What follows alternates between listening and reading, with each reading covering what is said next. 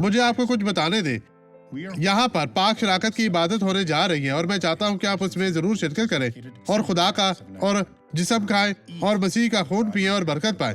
यीशु ने उनसे कहा, मैं तुमसे सच कहता हूँ कि जब तक तुम इब्ने आदम का गोश्त ना खाओ और उसका खून ना पियो, तुम में जिंदगी रही। मेरे अज़ीज़ों, ये तमाम हफ्ता बहुत ही बाबरकत है। आप यहाँ पर आएं और अपनी बरकत पाएं, क्योंकि खुदावंद आपको बरकत देने वाला है। मैं चाहता हूँ कि उसमें शिरकत करें।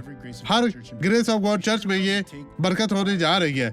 आए और बरकत पाएं। बाइबल कहती है मिसाल 13:12 में, उम्मीद के बराने में ताखीर दिल को बीमार करती है। नहीं, ताखीर ना होने दें, कोई बरकत नहीं। खुदा से फरियाद करें और बरकत पाएं। पर जोर आवर का पूरा होना जिंदगी का दरख्त है। ये पहुंच गया। खुदा की तारीफ हो।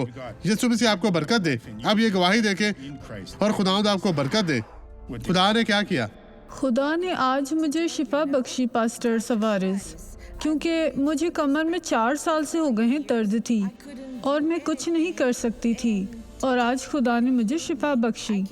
मैंने आर्कोवे से यहाँ तक सफर किया है और बहुत दर्द महसूस हो रही थी, लेकिन अब वो सब करें जो पहले नहीं कर सकती थी। जी हाँ पास्टर, ये सख्त घुटनों के साथ लोगों। अब दर्द नहीं है। मैंने ये अपना बहन पाँव ऐसी लग रही है नीचे जब रखा। वो स्कूल में 12 साल की थी। ये सच है। आप यीशु के नाम पर जा सकती हैं। अब मैं आपकी तरह दुआ करना चाहता हूँ। मेरे खुदा, मेरे बाप, मैं दुआ करता हूँ, ऐ खुदा, आज ये उम्मीद पूरी होने जा रही है और मैं इस शख्स की तमाम बुराइयों को झड़कता हूँ और मैं यीशु के नाम में तमाम लोगों को बरकत देता हूँ। खुदावंद आप तमाम लोगों को बरकत दें। आप जरूर चर्च में आएं और बरकत पाएं, पाक शराकत की इबादत में हिस्सा लें और खुदावंद आप तमाम लोगों की हर तरह की मुश्किल परेशानी को दूर करें, ईमान रखें और अपनी बरकत पाएं। ये सब आपके लिए है, यीशु के नाम में।